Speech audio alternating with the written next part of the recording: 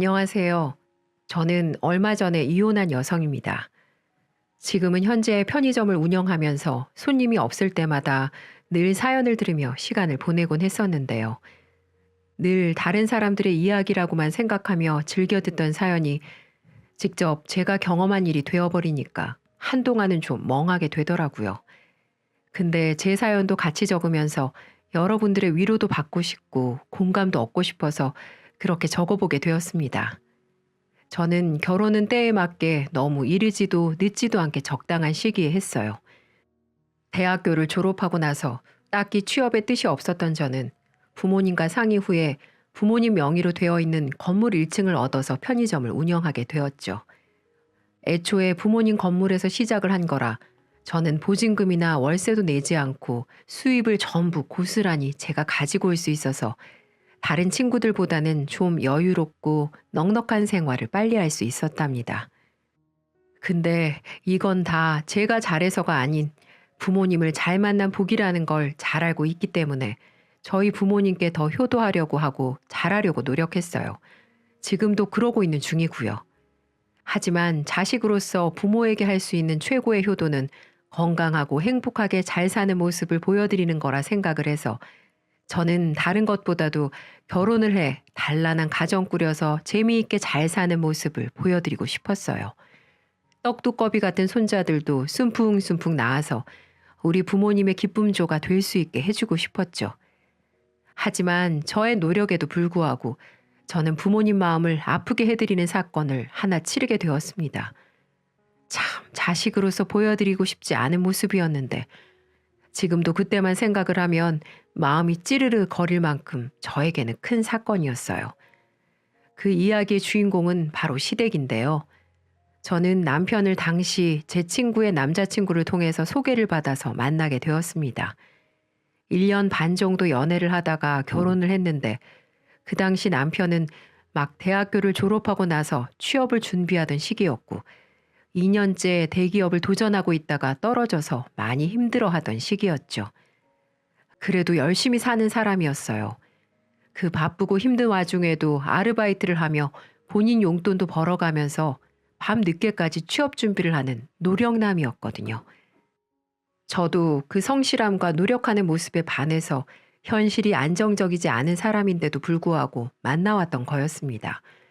그러다 결국 그는 저와 연애를 하던 도중 취업에 성공하게 되었고 그 뒤로 저희는 곧바로 결혼을 하게 되었어요. 늘 남편은 저에게 취업만 되면 바로 결혼하자는 소리를 달고 살았기 때문에 저희 둘에게 결혼은 당연한 수순이었죠. 결혼 과정에서 딱 하나 걸리는 부분은 시댁의 형편이었습니다. 솔직히 말해서 저희 집은 부모님 명의로 된 건물이 몇 채가 있는 좀 사는 집안이었거든요. 그래서 돈에 있어서는 부족한 게 별로 없었어요. 하지만 남편 쪽은 아니었습니다. 남편이 대기업에 목숨 걸고 달려들었던 것도 다 이유가 있었을 만큼 시댁은 좀 형편이 어려웠죠. 시아버지는 원래 가구 공장에 다니시면서 일을 하셨는데 기계에 다리가 끼게 되는 사고로 장애 판정을 받은 이후로는 일을 하실 수가 없었어요. 그래서 시어머니가 식당을 운영하면서 겨우 먹고 사는 집안이었습니다. 하지만 장사도 잘 안 돼서 시어머니는 몇 번이나 가게 업종을 바꿀 만큼 장사 수완이 좋지 않아서 늘 쪼달리며 살고 계셨습니다. 그래서 남편은 그 가난이 싫어서 대기업으로 들어가 빨리 돈 벌고 여유롭게 살고 싶은 마음이 컸다고 했어요. 그러니 목숨을 걸고 악착같이 준비해 결국 대기업으로 들어가게 된 거죠. 물론 남편이 잘 된 건 정말 다행이었지만 어쨌든 결혼을 하기에는 양가의 재력 수준이 좀 달라서 조금 삐그덕거리는 부분이 나타났습니다. 바로 집 문제와 혼수 문제 때문이었는데요. 그 문제를 저희도 생각하지 않은 건 아니었는데 그게 상견례 자리에서부터 터질 줄은 아무도 예상하지 못했어요. 결혼 준비를 하기 전 상견례를 갖는 자리에서 양가 부모님끼리 약간의 신경전이 오고 가는 사건이 하나 있었거든요. 양가가 처음 만나는 자리는 누구나 그렇듯 떨리는 순간이었어요. 무엇보다 이제 우리가 결혼 준비를 어떻게 해나갈지 같이 상의하는 자리이기도 했기 때문에 저와 남편은 초긴장을 한 상황에서 양가 부모님을 맞이했습니다. 초반에는 순조롭게 대화가 이어지고 분위기가 괜찮게 흘러갔어요. 근데 결혼 날짜를 잡고 집과 혼수 이야기가 나오는데 그때부터 신경전이 시작되고 말았죠. 신경전의 시작은 저희 시어머니로부터였어요. 저 사돈, 제가 초면이고 또 상견례 자리에서 드리기는 좀 어렵긴 한데 그래도 말씀을 드려야 할 것 같아 신뢰를 무릅쓰고 말씀드리는 겁니다. 네, 말씀하세요, 사돈. 그게 말입니다. 우리가 좀 집 사정이 좋지가 않아요. 보시다시피 우리 남편도 지금 이런 상태고 해서 뭐 우리 쪽에서 집이고 결혼식 비용이고 할 수 있는 부분이 없을 것 같아서요. 어렵겠지만 사돈 쪽 잘 사시니 좀 힘 좀 써주시면 안 될까요? 시어머니는 저희 부모님을 보자마자 결혼을 위해서 해줄 수 있는 게 아무것도 없다고 하셨어요. 단 얼마라도 해보겠다고 말씀하시는 게 아니라 다짜고짜 우리는 없으니 너네가 좀 알아서 해줘라 라는 식의 말에 저와 저희 부모님은 좀 황당하긴 했습니다. 하지만 저희 부모님은 건물 몇 채를 그냥 가지고 있으신 게 아니에요. 아빠는 건축회사를 운영하시면서 사업가 기지를 다분히 크게 가지고 있으셨고 저희 엄마도 그 옆에서 내조하면서 쌓은 내공이 높았기 때문에 그 자리에서 그냥 받아주지 않으셨답니다. 예, 사부인, 형편이 어려울 순 있죠. 그걸 이해 못하는 건 아닌데 그래도 명색이 저희도 딸을 결혼시키는 입장에서 딸이 대접받지 못하고 가는 시집은 반갑지가 않네요. 물론 사부인께서 다른 걸로 잘 해주시겠지만 그래도 단 얼마라도 같이 보태시는 게 맞지 않을까 싶네요. 아니, 저희도 보태고야 싶죠. 대신에 우리는 미래가 창창한 아들을 보내드리지 않습니까? 요즘 시기에 대기업 들어가는 게 얼마나 어렵습니까? 근데 우리 아들이 이번에 대기업 들어가게 되면서 이후에 벌어다 줄 돈 생각하면 결코 손해보는 결혼은 아니라고 생각하는데요. 네, 그것도 맞는 말씀이죠. 근데 사부인, 우리 딸은 지금도 이미 자기 사업체 운영하면서 지 또래보다 돈 잘 벌고 있어요. 게다가 지가 벌어내는 돈만으로도 충분히 먹고 살만 하고요. 그러니 아예 못하겠다는 말씀은 말아주시고 최대한 노력 부탁드립니다. 저희 쪽에서도 물론 최선을 다해 사위 맞이할 거고요. 음, 아유, 그래요. 뭐 사돈 어른 말씀도 일리는 있네요. 아무튼 그럼 저희 쪽에서 할 수 있는 건 해볼 테니 사돈네 수준에 안 맞다고 우리 자식 무시하는 일은 없으셨으면 좋겠네요. 네, 그건 당연하죠. 사위도 이제 엄연한 저희 자식인데 무시하다니요. 그건 걱정 마시고 저희 딸도 잘 부탁드립니다. 네, 뭐 똑 부러지는 저희 아버지의 말씀에 당당하게 말을 시작했던 시어머니는 헛기침을 해대며 꼬리를 내렸어요. 그 뒤로 시어머니는 2천만 원을 가지고 오며 결혼 준비에 보태라고 하셨고 저희 부모님은 그 정도로 만족하기로 했습니다. 사실 나중에 저희 아빠가 하신 말씀이지만 2천만 원 안 받아도 그만이지만 그쪽에서 처음부터 요구하는 대로 다 해주면 나중에 그 습관이 저에게 고스란히 와서 시댁살이 할 가능성이 높다고 하셨어요. 그래서 저희 아빠와 엄마는 단호하게 말씀을 하셨던 거였죠. 근데 저희 시어머니는 저희 생각보다도 더 독한 분이셨는지 그 뒤로도 뻔뻔하게 나오는 부분들이 한두 가지가 아니었습니다. 시댁에서 2천만 원을 주고 난 뒤 저희 부모님은 그래도 외동딸인 제가 좋은 곳에서 잘 살았으면 좋겠다고 말씀을 하시면서 좋은 아파트를 하나 해주셨어요. 그래서 저는 6억짜리 아파트를 혼수로 해갈 수 있었답니다. 처음에 시댁 쪽에서는 이 사실을 알고는 굉장히 감개무량하며 아주 좋은 며느리가 들어왔다며 한참을 아부를 하더라고요. 그때는 저희 집으로 1등급 한우까지 보내시면서 감사 인사를 하실 정도로 좋아하셨어요. 저도 이 정도면 서로가 잘 합의가 된 상황이다 생각하며 그렇게 한 번의 사건을 잘 넘기고 결혼을 했습니다. 하지만 진짜 문제들은 결혼 후에 터지기 시작했어요. 저희 집은 친정과 시댁 집 사이에 있는 편이었는데 양쪽 모두 차 타고 금방 갈 수 있는 거리일 만큼 가까웠기 때문에 출간 이후에도 서로를 자주 보며 지냈어요. 근데 시어머니는 해도 해도 너무할 정도로 저희에게 자주 방문하셨습니다. 아니요. 솔직히 더 정확하게 말한다면 집이 아닌 편의점을 그렇게 많이 찾아오셨어요. 그리고 찾아오는 걸로 끝이 아니라 진짜 뻔뻔한 짓들을 많이 하셨죠. 저희 편의점에서 파는 간식이나 물건들을 계산도 하지 않고 잔뜩 가지고 가셨어요. 명목은 다른 거 없었어요. 우리 며느리가 하는 가게니 돈 안 내도 물건을 가져가도 문제없다는 생각을 하신 것 같았습니다. 처음에는 과자 몇 봉지부터 시작해서 음료수, 화장지, 칫솔 등등 필요한 물건들을 가져가기 시작했고 손님들 준다면서 껌이라든지 이것저것을 가져가셨습니다. 저는 진짜 어이가 없었지만 처음에는 그냥 드렸어요. 시부모님인데 돈 받기도 좀 그렇잖아요. 근데 이게 하루 이틀로 끝나는 게 아니라 거의 일주일에 두세 번도 넘게 가지고 가시고 심지어는 발주 넣고서 바로 받은 것들까지도 싹 가지고 가시는 바람에 장사에까지 영향이 미치는 수준이 되니까 그냥 두고 볼 수가 없겠더라고요. 그래서 또 찾아오셨길래 한 번은 용기를 내서 말씀을 드렸어요. 예, 나 왔다. 네, 어머니 오셨어요? 그래, 오늘은 뭘 가지고 가볼까나? 예, 요즘 잘 나가는 거 뭐 있니? 아주 그냥 식당에 가지고 갈 때마다 손님들이 좋아서 죽을라 그런다. 덕분에 단골 좀 늘었어. 그러셨어요? 다행이네요. 근데 어머니, 이제 저희 매장에서 물건 가지고 가시는 거 좀 자제 부탁드릴게요. 아니면 저희 이거 매일 유통기한 지나서 폐기하는 것들 있는데 그거 가지고 가셔도 되고요. 저희 알바생들 먹을 것만 좀 빼놓고 다 챙겨서 드릴 테니까 앞으로는 그걸로 가지고 가주세요. 뭐야? 아니 너 지금 이 시애미를 거지 취급하는 거냐? 나보고 지금 못 먹는 거 다 가지고 가서 처리하라는 거야? 뭐야? 왜?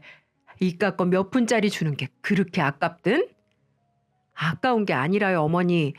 저도 엄연히 그것들 판매하면서 가게 운영하는 건데 어머니께서 손님들이 사갈 것까지 다 가지고 가시니까 저희도 가게 운영이 어려워서 그래요. 아니 그럼 더 주문하면 되지. 물건이야 더 떼면 그만인걸. 너는 지금 그게 아까워서 나한테 버린 음식이나 가져다가 처먹으라는 거 아니야? 그런 게 아니라요. 저도 손해보는 장사는 할 수 없어서 드리는 말씀이에요. 그리고 인기 있는 제품들은 본사에서도 몇 개 안 보내주는데 그런 것까지 어머님이 다 가지고 가시잖아요. 그러니까 앞으로는 진열되어 있는 제품들은 그만 가지고 가주세요. 허! 내가 부잣집 며느리가 들어와가지고 덕 좀 보나 했더니만 아주 그냥 지 시애미를 산거지로 보고 있었네. 됐다. 안 가지고 가마. 시어머니는 저의 부탁에 오히려 더 화를 내며 편의점을 나가버리셨어요.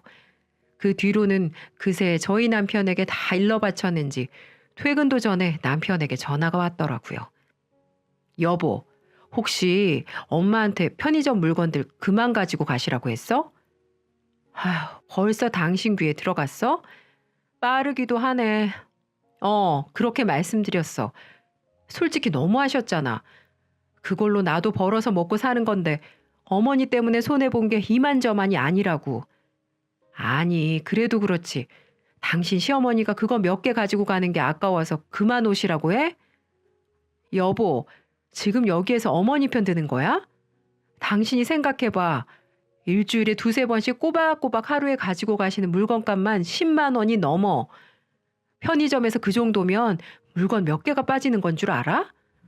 아침에라도 오셔서 어머님이 물건 다 빼가시는 날엔 그때부터 손님들이 와서 먹을 거 없다고 그냥 나가는 경우가 태반이야. 그런데도 가만히 있으라고? 아, 물론 편의점도 그러면 힘들겠지. 그럼 당신이 미리 좀 덜 팔리는 거 빼서 드리던가 하지. 참. 덜 팔리고 잘 팔리고가 어딨어. 원래부터가 다 팔아야 하는 물건들인데 당신은 진짜 누구 편이니? 미안해. 알았어.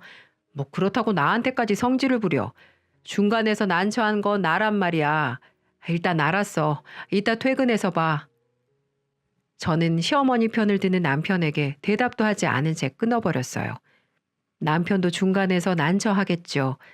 하지만 이건 누가 봐도 제가 억울한 상황이었습니다. 그 뒤로 집에 가서도 남편은 시어머니에게 다시 말씀을 잘 드려보라고 했지만 저는 싫다고 했어요. 이건 제 편의점 수익에 큰 영향을 주는 부분이었기 때문에 타협할 이유가 없었거든요. 그 뒤로도 남편은 저에게 서운했는지 한동안 저희 부부도 서먹하게 지냈어요. 그게 뭐라고 이렇게 부부 사이에 냉정까지 해야 하는 건지 저는 정말 이해가 안 되더라고요. 당연히 남편은 제 편을 들어줘야 하는 거 아닌가요? 시어머니한테 제가 못하는 것도 아니었어요. 생신 때 되면 비싸고 좋은 선물도 해드리고 시간 나면 틈틈이 여행도 보내드리고 용돈도 자주 드렸었거든요. 그 뒤로 시어머니도 저에게 서운해하셔서 한동안 찾아오지 않으셨었는데 그래도 제가 또 며느리다 보니 언제까지고 시어머니가 삐져있는 상태로 둘 수는 없잖아요. 그래서 먼저 풀기 위해 저번에 시어머니와 같이 백화점으로 쇼핑 갔을 때 예쁘다고 하셨던 가디건이 하나 있어서 예쁘게 포장까지 해서 사들고 갔습니다.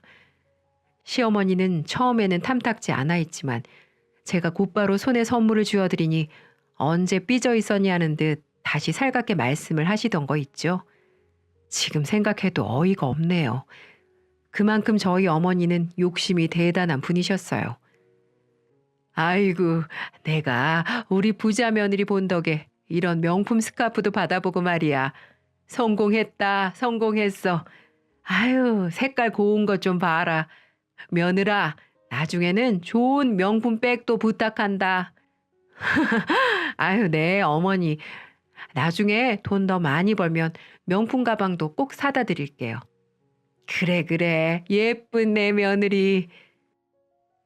스카프 하나에 버르장머리 없는 못된 며느리에서 예쁜 내 며느리로 바뀐 저의 위치가 참 우습기도 했지만 어쨌든 그날로 서운한 건 다 풀어진 것 같아 다행이라고 생각을 했습니다. 하지만 저희 시어머니의 욕심은 거기에서 끝이 아니었어요. 나중에는 더 황당한 소리로 저를 열받게 하더군요.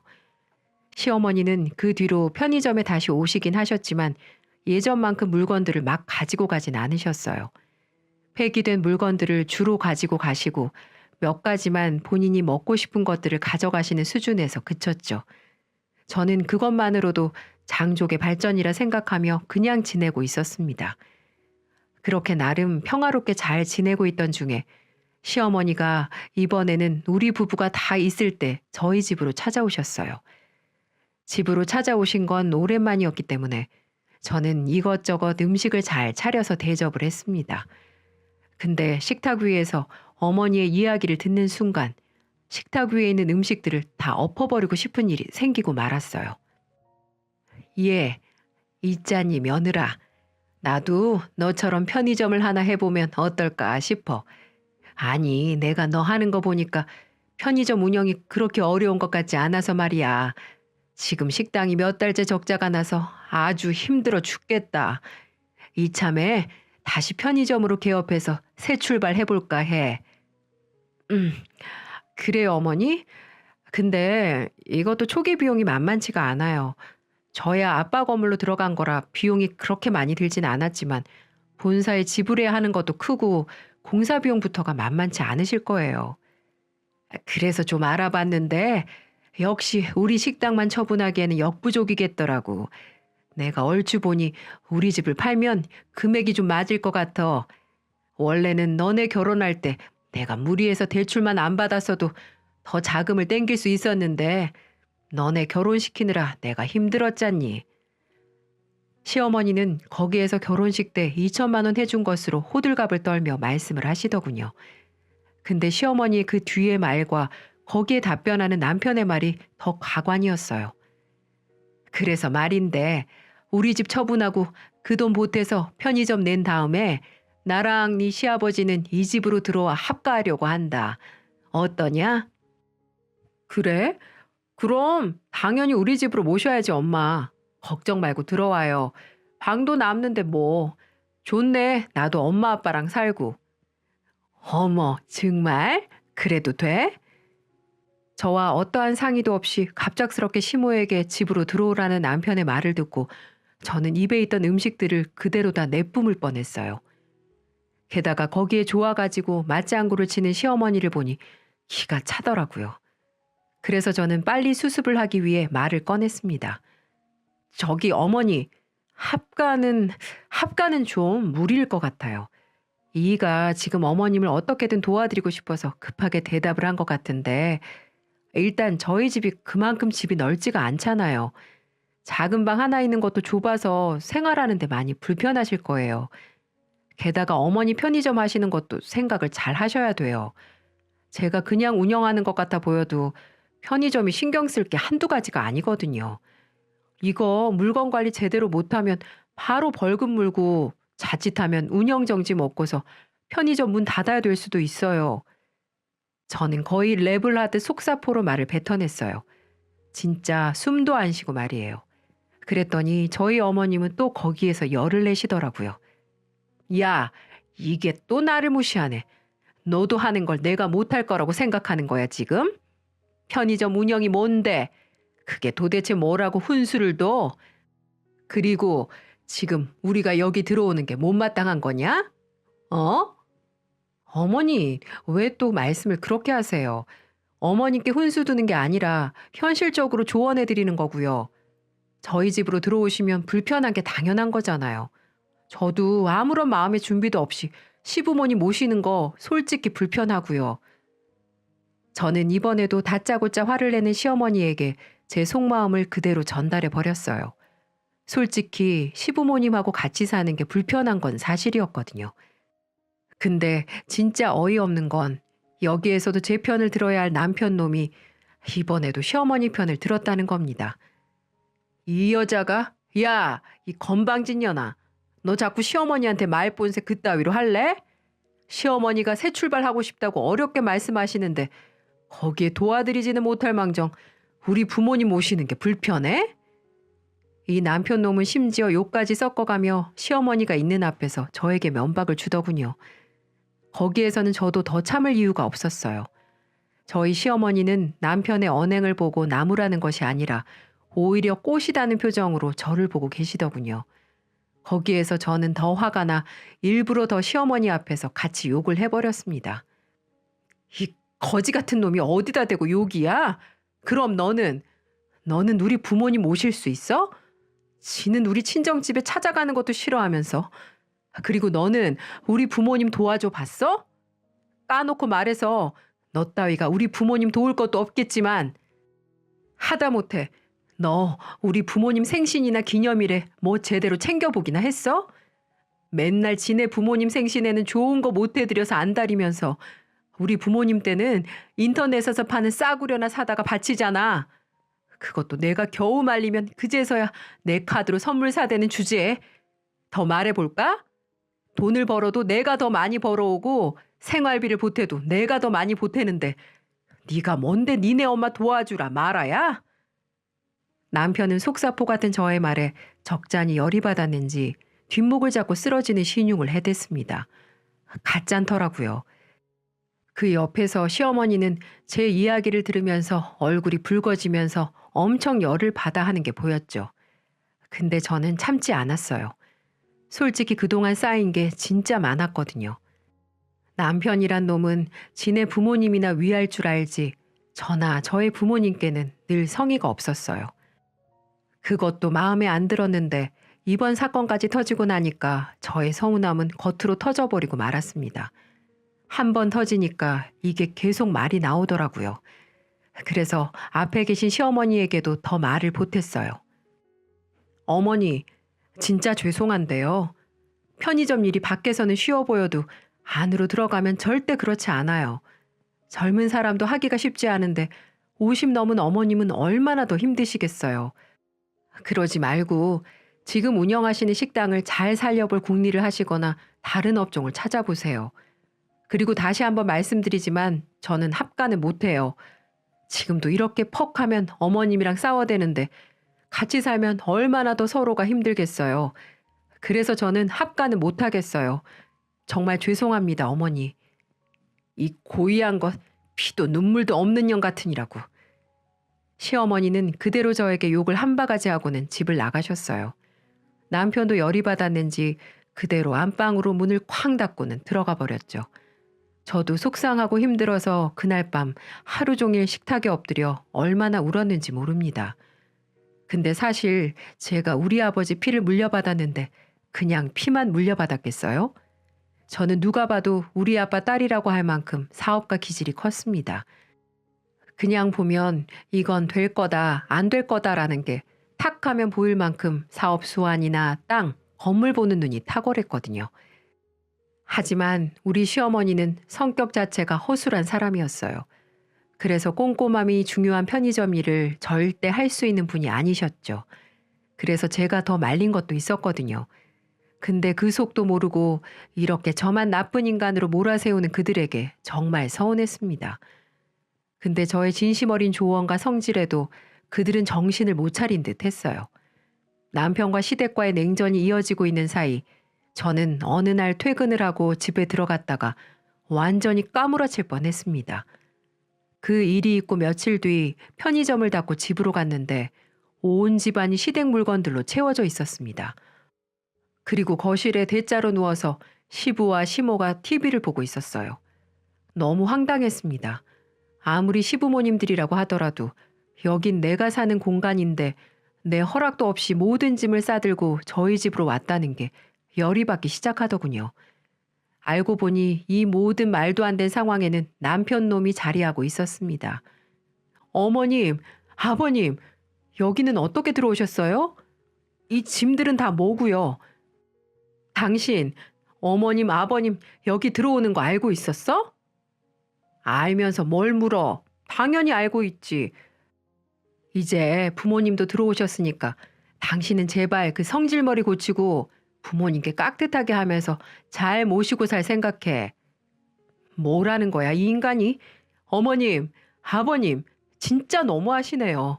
제가 안 된다고, 같이 사는 건 어렵다고 말씀드렸잖아요. 저는 시어머니와 옆에서 아무것도 모르는 척 앉아 계시는 시아버지에게 화를 냈어요.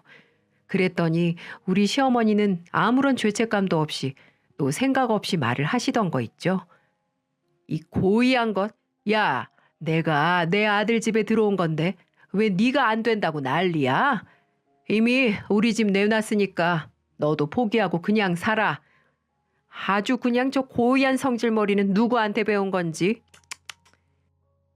저는 막무가내로 억지를 부리는 어머니를 보며 더 이상 이들은 말이 안 통한다는 걸 알게 되었습니다. 그래서 그 길로 어떻게든 이 말도 안 되는 상황을 모면하기 위해 제 나름대로 머리를 굴리기 시작했어요. 그리고 이에는 이, 눈에는 눈이라는 마음을 갖고 저도 똑같이 시댁 식구들에게 참 교육을 해주기로 했습니다. 그래서 저는 그들에게 마지못해 받아들이는 척 며칠 동안 연기를 했고 며칠 뒤에 곧바로 작전을 펼치기로 했습니다. 사건 당일 저녁 때가 됐을 무렵 남편과 시부모님들에게 말을 꺼냈습니다. 여보, 오늘은 내가 몸이 좀 안 좋아서 어머님, 아버님 밥 차려드리기가 좀 어렵네. 몸이 안 좋다고 하니 엄마가 죽 사들고 온다고 하고 우리 엄마 오랜만에 오시는데 당신은 그렇다 쳐도 어머님, 아버님 마주치기 좀 그렇잖아. 그러니 오늘은 당신이 모시고 식사도 대접해드리고 바람 좀 쐬고 와. 어머님, 아버님 죄송하지만 이랑 나가셔서 오늘은 맛있는 걸로 외식하시고 들어오세요. 비싼 거 드셔도 되니까 오늘은 평소에 드시고 싶으셨던 걸로 마음껏 회포 풀고 오세요. 어머, 네가 웬일이니? 이제야 정신이 좀 차려지나 보다. 그래, 알았다. 당신 진짜 우리끼리 나가도 괜찮겠어? 암튼 당신이 그러라니까 이따가 장모님 가시면 전화해. 그때 들어갈 거니까. 시부모님과 남편은 신이 난 채로 그대로 나갔습니다. 그리고 저는 그들이 나가자마자 다시는 이 집에 발을 들이지 못하도록 제가 계획한 모든 일들을 하나 둘 처리해 나갔어요. 저는 그들이 차를 타고 동네를 떠나자마자 곧바로 미리 예약해둔 이삿짐 업체를 불렀습니다. 그리고 시부모님 물건들 하나도 빠짐없이 트럭에 싣기 시작했어요. 그리고 거기에다 남편 물건들, 컴퓨터 책상, 양말 한 짝까지도 빠뜨리지 않고 쓸어 담아 짐을 실어버렸어요. 그 이유는 도저히 남편의 독단적인 행동을 보고 제 인생을 이 사람한테 낭비하고 싶지 않았기 때문이었죠. 바로 이혼을 결심하면서 말이죠. 그리고는 시댁 주소로 이삿짐을 보내버렸습니다. 이삿짐 아저씨에게 도착하면 시부모님들 연락처를 주면서 연락을 하면 된다고 말씀드렸고, 만약에 그들이 전화 받지 않거나 없으면 집 앞에다 모든 물건들을 내려놓고 그냥 가버리시라고 말씀을 드렸죠. 그래도 모든 책임은 제가 진다면서 말이죠. 그리고 시댁 식구들이 다시는 집에 들어오지 못하도록 비밀번호도 다 바꿔버리고 문도 열어주지 않았습니다. 역시나 그들은 외식을 마치고 집에 들어오자마자 문이 열리지 않는 것을 보고 저에게 전화를 했더라고요. 여보, 비밀번호 바꿨어? 문이 안 열리네. 비밀번호 바꿨어. 당신들 이제 이 집 못 들어와. 내 집에 이제 더는 들어올 생각하지 마. 당신들 같은 기생충 같은 집구석이랑 도저히 못 살겠으니까 그냥 거기서 니네 집으로 가. 뭐라고? 아니 갑자기 이게 무슨 경우야? 왜 이래? 왜 이러긴. 막무가내로 들어온 인간들 나도 막무가내로 내보내는 거지. 그리고 어머님한테 전화 갔을 텐데 여기 온 거 보니 이삿짐 아저씨 전화 못 받았나 보네. 당신들 짐은 전에 어머님 아버님 사는 집으로 다시 보내버렸으니까 당신들 집으로 가라고. 더 이상 엮이고 싶지 않으니까. 미쳤어? 문 부숴버리기 전에 좋은 말로 할 때 열어라. 안 미쳤지. 뻔뻔해 미쳐버린 건 너나 너네 가족이고 나는 지극히 정상이거든. 그리고 부숴봐. 여기 내 집이거든. 당장 경찰 부를 거니까 썩 꺼져. 저는 전화를 끊어버린 뒤로는 문을 발로 차고 난리를 치는 그들에게 문도 열어주지 않았어요. 완전히 무시했죠. 그랬더니 밖에서 누군가가 민원을 넣었는지 얼마 뒤에 경비에게 그들은 끌려나간 듯 했습니다. 그렇게 저는 제 허락 없이 기생충처럼 붙어버리려는 거머리 같은 시댁 식구들에게 참교육을 시켜주었습니다. 그들을 보내고 얼마나 속이 시원했는지 몰라요. 하지만 그 뒤로 조용할 줄 알았더니 역시나 그들은 그냥 끝날 인간들이 아니었습니다. 저는 남편에게 이혼 서류를 보냈는데 남편 쪽에서 재산 분할을 신청했더라고요. 결혼할 때 2천만 원을 보탰다는 게 이유였습니다. 근데 저는 당연히 꿀릴 게 없으니 같이 소송을 했죠. 하지만 그들은 우리나라 법을 무시하는 듯 했습니다. 자기들 뜻대로 돌아가지 않자 거의 막다른 길에 다다랐는지 이제는 제 편의점까지 찾아왔더라고요. 시모와 전 남편은 제 편의점으로 찾아와 행패를 부려대기 시작했습니다. 이 도둑년아, 우리 2천만 원 돌려놔. 당장 돈 내놓으라고. 어디서 다 처먹으려고 수작을 부려? 어이가 없어서. 그럼 어머니도 그동안 제가 사드린 명품들이랑 용돈들 다 내놓으세요. 다 뱉어놓고 가시라고요. 당신 진짜 미쳤어? 지지 않고 화를 내는 저에게 둘은 합세하여 저에게 달려들었고 결국 시어머니는 저의 머리채까지 잡아끄는 지경에 이르렀습니다. 갑작스런 상황에서 저는 속수무책으로 시어머니에게 끌려다니고 있는데 그때 저의 구세주가 나타났어요. 바로 저희 친정아버지가 편의점에 경비원 연락을 받고 오셨더라고요. 당신들 이게 뭐 하는 짓이야? 저희 아빠는 제가 머리채가 잡혀 끌려다니는 상황을 보자마자 그들에게 호통을 쳤고 놀란 시어머니와 남편은 잠깐 움찔하더니 자존심 때문에 그만할 수 없었는지 그 뒤로는 저희 편의점 물건들을 죄다 던지기 시작했어요. 하지만 그걸 보고 가만히 있을 저희 아빠도 아니었죠. 아빠는 그들을 지켜보더니 이내 어딘가로 전화를 하셨어요. 조금 뒤에 5분도 안 돼서 누군가가 들이닥쳤고 그 정체는 바로 경찰이었습니다. 경찰들은 곧바로 행패를 부리고 있는 그 둘을 잡아 끌었어요. 그리고 저희 아버지가 거기에다 대고 호통을 다시 한번 치셨죠. 썩 꺼져 이것들아. 다시 한 번만 내 딸한테 찾아오면 죽을 줄 알아. 가만 안 둬 내가. 아! 이건 놔! 놓으라고! 그들은 그렇게 경찰들에게 질질 끌려가며 하찮은 모습으로 가게에서 쫓겨나게 되었고 아버지의 험악한 소리에 두 번 다시 찾아오지 못했습니다. 그리고 저는 저를 폭행한 것과 저희 편의점을 쑥대밭으로 만들어 놓은 모든 증거들을 찍고 경찰에 정식으로 고소해 버렸습니다. 이 사건 때문에 저는 확실하게 이혼을 좀 더 빨리 끝낼 수 있었고, 그들은 제게 거의 한 푼도 받지 못하고 이혼을 당하게 됐고, 저를 폭행한 죄로 벌금까지 물게 되었습니다. 바보 같은 인간들이었죠. 얼마나 속이 시원하던지. 그렇게 제 결혼 생활은 마무리가 되었습니다. 한번 이혼을 겪고 나니 시원하긴 하지만 이 씁쓸한 경험은 두 번 다시 하고 싶지가 않네요. 지긋지긋한 그들도 다시는 보고 싶지 않고요. 한 번은 그 시어머니라는 사람이 낯짝 두껍게 또 제 편의점에 찾아왔더군요.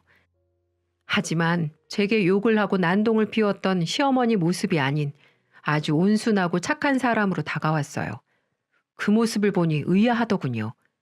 하지만 제게 왜 그러는지 곧장 알 수 있었답니다. 얘야, 내가 미안하다. 잘못했어. 내가 나이 처먹고 욕심이 과했다. 우리 아들 좀 살려줄 수 없겠니? 살려주다뇨? 이미 그쪽 아들이랑 이혼했는데 제가 왜 살려요? 그 말 하실 거면 어서 나가세요. 지금 너랑 이혼하고 회사도 안 나가고 아주 폐인으로 살고 있다. 나랑 얘기도 안 하려고 그래. 이혼한 게 모두 나 때문이라며 매일 술 먹고 집에서 물건들 부수고 이제 나한테 욕까지 해. 내가 못 살겠다. 사는 게 너무 힘들어. 지금 우리 아들 잡아줄 사람은 너뿐이야. 그러니 마음 좀 돌려주면 안 되겠니? 왜요? 이제 저한테 했던 행동들이 당신 아들은 후회가 되나 보죠? 그러니 있을 때 잘해야죠. 이미 기차 떠났는데 후회하면 뭐해요? 당장 나가세요. 얘야, 제발. 아, 나 진짜 사람 말길 못 알아듣네. 당장 꺼지시라고요. 이렇게 말하고는 전 반강제적으로 가게에서 쫓아내 버렸습니다.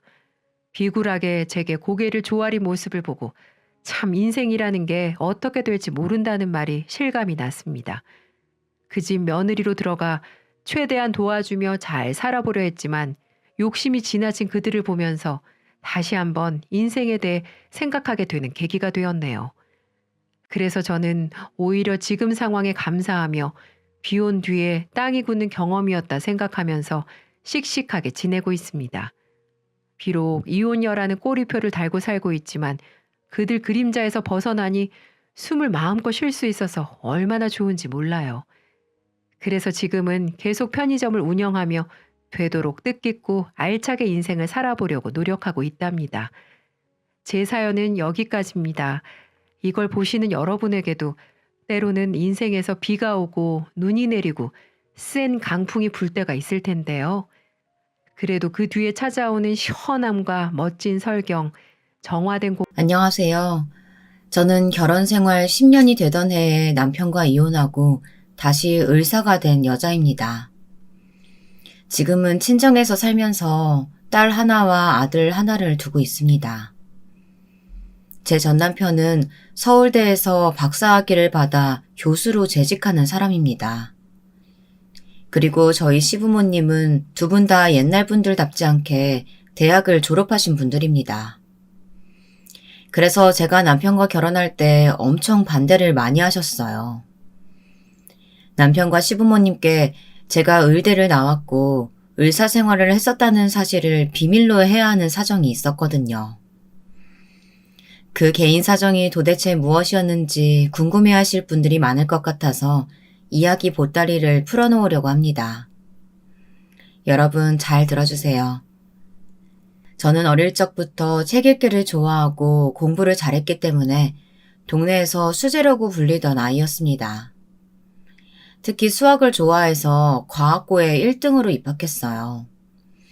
그리고 과학고에서 누구나 부러워하는 조기 졸업을 하고 서울대학교 의대에 진학했습니다. 그때까지는 제 인생이 탄탄테러를 걷고 있다고 생각했습니다. 저희 부모님조차 제가 서울대학교 병원에서 전문의로 계속 지낼 거라는 생각에 한치의 어긋남이 없으셨죠. 저도 이대로 계속 공부를 해나가면 의사가 되어서 서울대학교 의대가 제 직장이 될 것이라고 믿어 의심치 않았습니다. 그러던 어느 날이었습니다. 저는 응급실에서 일을 하던 중이었어요. 응급실에서 정신없이 환자들을 보는데 어떤 남자가 들것에 실려 들어왔습니다. 나중에 안 사실이지만 그 환자는 극단적인 선택을 시도했던 사람이었습니다. 저와 응급실 의사 두 사람이 그 사람을 살리려고 여러 처치를 하던 중이었습니다.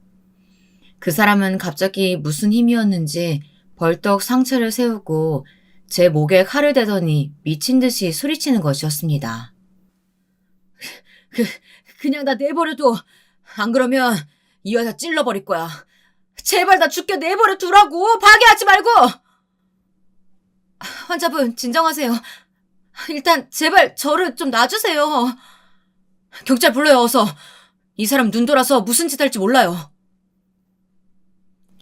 제가 기억하는 것은 거기까지였습니다. 정신을 잃고 깨어나 보니 저는 병원 응급실에 목에 흰 붕대를 감은 채 누워 있었습니다. 그리고 제 옆에서는 저희 엄마가 울면서 자리를 지키고 있었습니다. 제가 희미하게 눈을 뜨니 엄마가 제 손을 붙잡고 오열을 하셨습니다. 어떡하니? 괜찮은 거야? 우리 딸 그 환자 때문에 죽을 뻔했어. 그 환자는 어떻게 됐어요? 그 사람은 마취제 주사 놔서 진정시키고 지금 깊이 자고 있어. 넌 걱정 말고 얼른 몸 회복할 생각만 해. 많이 놀란 것 같은데. 같이 일하던 레지던트의 말을 듣고서야 안심한 저는 또다시 잠에 빠졌습니다. 그리고 며칠 후 퇴원을 하긴 했지만 저한테는 정신적으로 큰 문제가 생기고 말았습니다. 그 사건 이후 칼에 대해 트라우마가 생겨버린 것이었습니다. 저는 메스를 잡으려고 하면 손이 덜덜 떨려서 수술도 하지 못하고 뾰족한 바늘이나 가위가 무서워서 간단한 처치조차 할 수가 없게 되었습니다. 병원에서 일을 하기엔 너무나 불리한 트라우마가 제 머릿속을 지배하게 되었어요. 저는 병원을 그만두어야 했지요. 병원을 그만두고 나서도 저는 큰 충격에 몇 날 며칠 잠도 못 자고 환청이 들리고 환영이 보였습니다. 방구석에 숨어서 벌벌 떨고 있었죠. 엄마, 제발 좀 내보내줘. 저기 그 사람 있어. 그 환자야. 제발 나 좀 살려줘. 그 사람이 내 목에 칼을 들이대고 있어. 엄마, 나 좀 살려줘. 저는 겁에 질린 채 허공을 향해 손을 내저으며 미친 듯이 엄마를 불렀습니다. 그런 저를 보면서 엄마는 기가 막혀서 아무 말도 못하고 팔을 휘저어대는 저를 온 힘을 다해 말리면서 눈물만 흘리셨습니다. 낮에도 커튼을 걷지도 않고 어두캄캄한 방 안에 틀어박혀 지내는 동안 저는 점점 날카로워지고 초췌해져 갔습니다. 밥도 못 먹고 잠도 제대로 자지 못하는 나날들이 계속되면서 저는 살도 10kg이 넘게 빠지고 눈 밑에는 다크서클이 짙게 끼어 있어서 누가 봐도 환자처럼 보였습니다. 수시로 고통을 호소하며 소리를 질러대는 저를 말리기엔 엄마 혼자서도 힘에 부치는 것 같았습니다. 아이고, 얘가 무슨 죄가 있어서 이렇게 고통을 받아야 한다는 거예요. 이러다 우리 정숙이 죽을 것 같아요. 어디든지 좋은 병원, 좋은 의사 있으면 찾아봐요, 여보. 그런 저를 보다 못한 부모님은 제 병을 낫게 하려고 정신병원에도 보내보고 여러 유명하다는 정신과 의사와 면담을 시켜보았지만 그 트라우마는 쉽게 낫지 않았습니다. 오히려 과도한 정신과 의사의 면담은 심적으로 점점 지쳐가기만 했습니다. 집에서 요리를 하려고 칼을 들면 그 남자의 환영이 떠올라서 칼을 쓰는 것에 거부감이 있는 상태였습니다. 억지로 참고 약도 먹었지만 여전히 제가 요리를 할 때면 손이 떨리는 것은 어쩔 수가 없어서 저는 요리를 웬만하면 하지 않았습니다. 저희 부모님은 제가 다시 정상적인 생활을 할 수 없을까봐 걱정을 많이 하셨고, 그 때문에 저에게 억지로 강요하거나 뭘 시키시는 것은 하지 않으셨습니다. 저는 집안에서 저희 부모님하고만 대하며 밖에 일절 나가지도 않은 채 폐인처럼 지냈습니다. 어쨌든 그렇게 마음이 방황하던 시기에 남편을 만났습니다. 남편은 서울대학교 인문대학에서 강의를 하는 교수였고, 저는 1년간의 폐인 같은 생활을 하다가 공황장애 약을 복용하며 조금씩 서울대학교 병원에서 다시 재활을 하려고 하고 있었습니다. 남편은 단정하고 냉철한 철학자 같은 사람이었어요. 제게는 없던 그런 부분에 끌려서 저는 남편에게 고백을 했습니다. 남편은 처음에는 제 고백을 거절했습니다. 그러나 제가 끈질기게 따라다니자 제 정성에 져서 저와 사귀게 되었습니다. 남편과 사귀고 1년이 되지 않은 어느 날 남편은 저와 여행을 가고 싶어 했고 저는 기쁜 마음으로 따라 나섰습니다. 그곳에서 남편은 1박을 하자면서 저한테 술을 먹였고 그날에 저는 남편의 아이를 임신하게 되었습니다. 저는 임신 사실을 알게 된 후 며칠을 끙끙 앓으며 고민하다가 하는 수 없이 남편에게 그 사실을 털어놓게 되었습니다. 선생님, 저 임신한 것 같아요. 어떻게 하죠? 남편은 제 고백에 놀란 것 같았지만 조금 후 침착함을 되찾고 저를 위로했습니다. 걱정하지 마. 내가 우리 부모님께 이야기할게.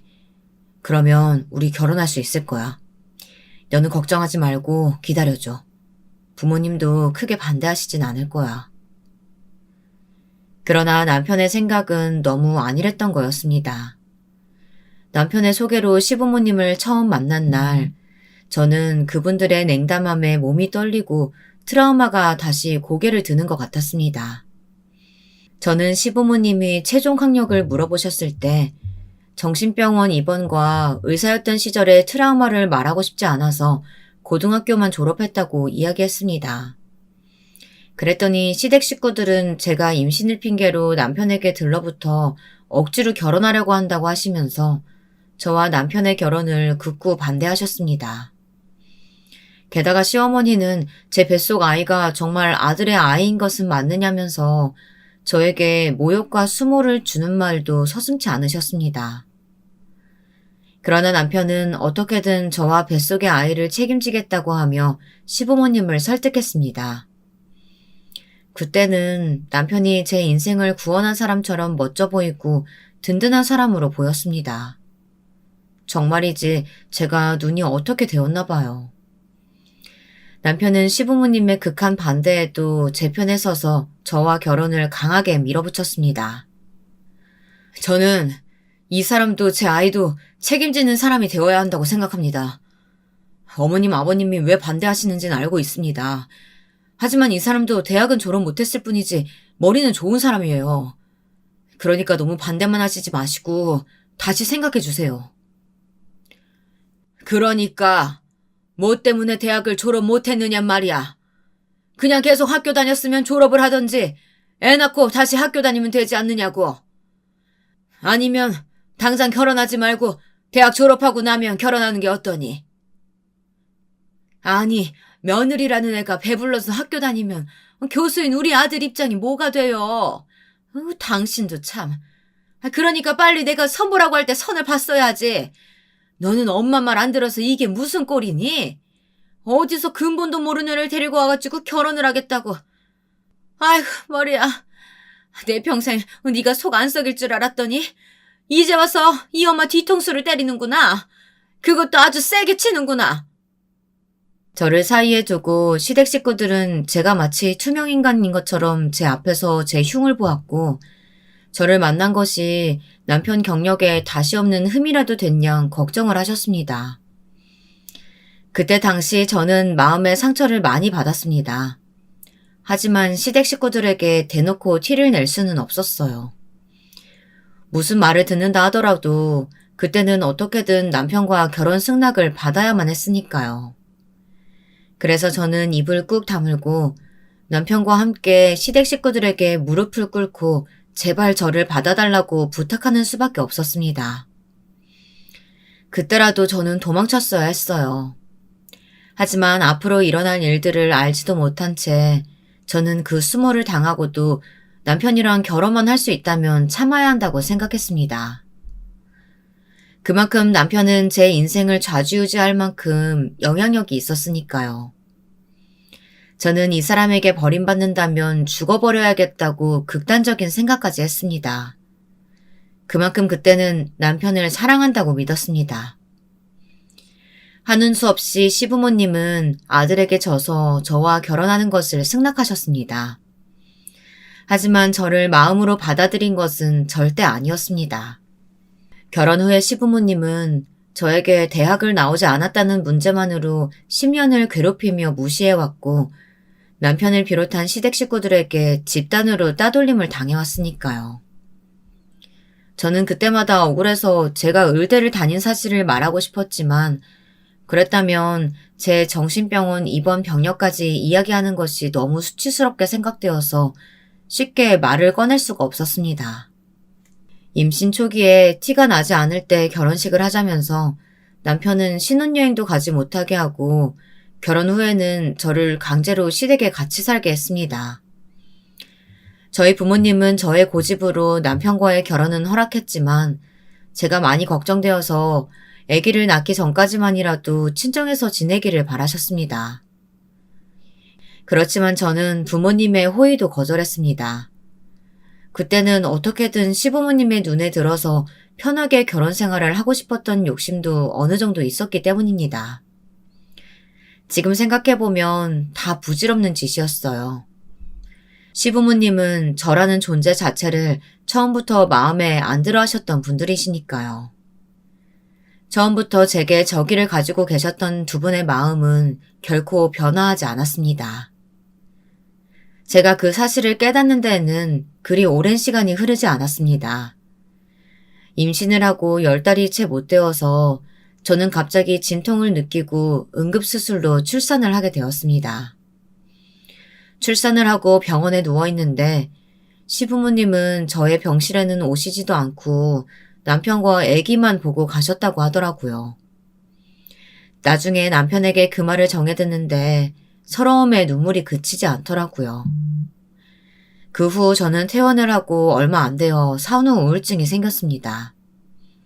모든 일에 짜증이 나고 잠도 잘 자지 못했죠. 시부모님은 그 당시 큰 저택에서 사셨는데 저는 남편과 2층을 쓰고 시부모님은 1층에서 생활을 하셨습니다. 남편은 아기를 낳고 얼마 되지 않아서 논문에 몰두한다며 집에 일주일에 3번 정도 들어오는 등 거의 밖에서 자는 생활을 했습니다. 그래서 저는 제 딸을 거의 독박 육아로 키우게 되었습니다. 딸이 깨면 안고 있다가 잠들면 내려놓기를 반복하면서 하얗게 밤을 지새운 날이 계속되자 제 정신은 또 어둠에 갉아먹히기 시작했습니다. 저는 또다시 눈에 다크서클이 생기며 생기를 잃어갔습니다.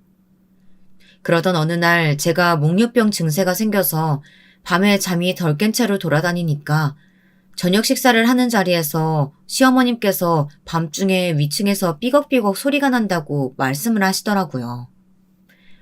글쎄요, 어머니 전 못 들었는데요. 위층에서 누가 걸어다니는 것 같은 소리라고요? 너는 요즘 바쁘니까 집에 잘 들어오지도 않잖아. 못 들을 수도 있지. 새아기 넌 못 들었니? 아니면 혹시 네가 내는 소리 아니야? 아, 저는 아니에요. 어머니가 잘못 들으신 것 같아요. 어머니가 제 목류병을 알게 될까봐 저는 무조건 잡아떼고 보았습니다. 제발 어머니가 더 이상 추궁하지 않으셨으면 좋겠다고 생각했습니다. 다른 화제로 어머니의 시선을 돌리려고 했지만 역부족이었습니다. 단단히 화가 나신 듯한 어머니는 범인을 꼭 밝혀내시겠다고 하셨습니다. 안 되겠어. 내가 내일은 한번 밤새 망을 보던지 해야지. 너희 둘이 아니면 귀신이라도 돌아다닌단 말이야? 내 누가 그러는지 꼭 밝혀내고 말 거야. 저는 그런 어머니가 너무 두려웠습니다. 오늘 밤은 제발 자다가 깨서 걷지 않도록 정신을 똑바로 차리고 저 역시 잠을 자지 않기로 했습니다. 그런데 사람 일이 뜻대로 되라는 법은 없나 봅니다.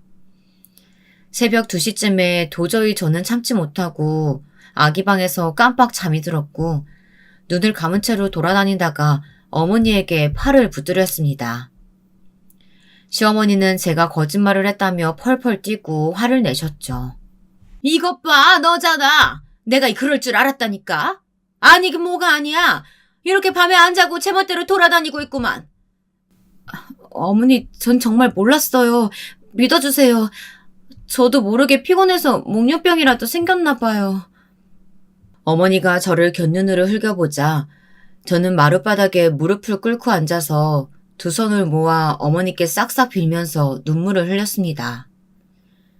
그러면서 남편의 도움을 바라는 눈으로 쳐다봤습니다. 한순간 남편의 눈에는 경멸의 빛이 스쳐 지나갔지만 남편은 곧 표정을 바꾸고 아무렇지 않게 제 편을 들어주었습니다. 이 사람이 요즘 저랑 따로 애기 방에서 주로 자서 저도 몰랐네요. 애가 계속 자다 깨다 해서 이 사람이 좀 힘이 들었나 봐요. 신생아 키우는 게 보통 일은 아니잖아요. 그러니까 어머니가 이해 좀 해주세요. 안 된다. 이런 몹쓸 병은 초장에 잡아야지. 계속 놔두면 더 나빠지기만 해. 이제부터 아기한테 모유 먹이지 말고 본유 먹이고 너는 밤에 제 시간에 자라. 습관 들 때까지 약 처방 받아서 먹던지 하고. 저를 위해서 하신 건 아니었겠지만 그때 어머니의 결단 덕분에 저는 더 이상 밤에 자다 돌아다니는 목류병 증세는 없어졌습니다.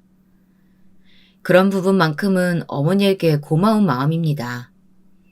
남편 역시 그때는 좀 쎄한 마음을 지울 수 없기는 했어도 제 편을 들어주어서 고마운 마음뿐이었습니다. 하지만 시부모님들뿐 아니라 남편의 여동생 역시 제가 대학을 졸업 못했다는 것 때문에 저를 깔보고 함부로 대하는 면들은 10년이 되는 결혼 생활 내내 지속되었습니다.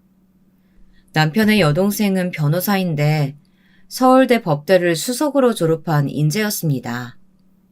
남매가 둘 다 서울대를 졸업했으니 시부모님의 자식들에 대한 자부심은 굉장했던 것이 이해가 될 정도였습니다. 남편의 여동생은 제가 결혼한 지 5년 후에 결혼을 했는데 시누이의 시댁에서 아들이 변호사 며느리를 데리고 왔다면서 아무 일도 안 하고 시어머니가 해주는 밥 먹고 잘 쉬다 온다고 하면서 저에게 은근히 자랑질을 하는 것이었습니다. 그러면서 꼭 자기 친정에 오면 온갖 심부름은 다 저한테 시키는 것이었습니다. 그러면서 저를 위아래로 쳐다보는 우리 시누이는 정말 얄미운 여자였어요. 언니, 나 식혜 먹고 싶은데 좀 떠다 줄래요? 우리 시어머니는 제가 해달라는 건 다 해주시거든요. 아가씨, 여긴 아가씨 시댁이 아니에요. 그리고 난 아가씨 하녀가 아니고요. 그냥 본인이 갖다 먹어요. 아니, 뭐 그게 힘든 일이라고 그걸 안 해주니? 냉장고에 있는 거 꺼내서 따라주면 되는 거지. 우리 딸이 어릴 때부터 집안일을 해본 적이 없어. 그러니까 네가 식혜 좀 따다 줘라. 그것 봐요. 얌전히 우리 엄마가 시키는 대로 했으면 잔소리 들을 일 없잖아. 언니는 가만 보면 한번 내 말을 꼬아들어서 더 몸이 힘들게 되는 거예요. 다음부터는 그냥 알아서 좀 해줘. 시어머니의 강압적인 명령에 저는 정말 싫었지만 시누이의 시중까지 들어야 했습니다. 옆에서 말리는 시누이가 더 밉다고 우리 시누이 역시 저를 깔보고 막대했습니다. 그렇게 시댁 식구들에게 당하고 사는 저를 보면서 제 딸은 저를 안쓰럽게 생각하고 있었나 봐요. 우리 딸이 10살이 되던 해에 저는 명절에 친정에 남편과 아이와 함께 와 있었습니다. 남편은 친구를 만나러 나갔었고 저는 제 딸을 데리고 방에 앉아서 어릴 적 앨범을 보고 있었습니다. 제 방에는 제가 결혼하기 전에 물건들이 그대로 변하지 않고 놓여 있었어요. 딸은 갑자기 제 무릎에서 일어나 벽장을 열더니 거기 있던 흰 가운을 꺼내 들었습니다. 엄마, 이게 뭐야? 의사 가운? 와, 여기 김정숙 엄마 이름 있네? 엄마 옛날에 의사였어? 딸은 제가 인턴 시절에 입었던 가운을 꺼내들고 신기해하면서 자기 몸에 걸쳐 입어보았습니다. 그리고 거울에 자기 모습을 비춰보면서 자랑을 하는 것이었습니다. 그런 딸의 모습을 보고 있자니 눈물이 하염없이 나서 견딜 수가 없었습니다. 엄마, 나 어때? 정말 의사 같아? 나도 커서 의사 되고 싶어. 엄마처럼 아픈 사람들 낫게 해주는 의사 되면 엄마가 날 더 자랑스러워할 것 같아. 그래, 우리 딸 의사 가운 너무 잘 어울리네. 엄마가 못다한 꿈 이루어주면 엄마는 우리 가영이한테 너무 고마울 것 같아. 응? 엄마, 왜 울어? 이 의사 가운이 그렇게 슬픈 물건이야? 미안해. 내가 괜히 꺼내서 엄마 슬픈 생각나서 그런가 보다. 다시 넣어놓자, 어? 미안. 제가 우는 것을 보더니 딸이 당황해서 가운을 도로 있던 곳에 넣어버렸습니다. 그리고는 제 어깨를 안아 위로를 해주는 것이었습니다. 저는 딸의 작은 몸을 안고 얼른 눈물을 닦고 말했습니다. 여기 엄마 의사 가운 있는 건 너랑 나만의 비밀로 하자. 알겠지? 친할아버지나 할머니한테 말하지 마. 알았지? 제가 그런 말을 하는 것이 이해가 안 되었는지 딸은 의아한 얼굴로 말했습니다. 엄마가 의사였다는 건 자랑스러운 일이잖아. 그런데 왜 비밀로 해야 돼? 나 말하고 싶어질 것 같은데. 친구들한테 자랑도 하고 싶고 할머니한테도 말하고 싶어. 엄마 무시하지 말라고. 할머니도 엄마 의사였다는 거 알면 다시는 무시하는 말 못하실 거야. 그건 안 돼. 의사했을 때 엄마가 잊고 싶은 것들이 있었어. 그래서 의사였던 시절이 행복하지 않았기 때문에 그래. 그러니까 아빠나 친할머니한테 절대로 말하지 마. 알았지? 딸은 그제야 고개를 끄덕였습니다.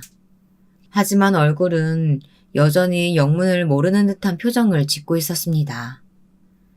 저는 그 아이가 뭔가 더 물어보기 전에 딸을 데리고 급히 방을 나왔습니다. 제가 이 집에서 10년간 당했던 무시와 조롱을 어떻게 하면 한 번에 깨트릴 수 있을지 그런 시원한 한 방이 필요했습니다. 신혼 시절부터 시부모님은 잊을만 하면 저에게 말씀하시곤 했습니다. 이제라도 다시 대학 수학 능력 시험을 보라고요. 고졸 며느리가 어디 가서 말하기도 창피하다는 이유 때문이었죠.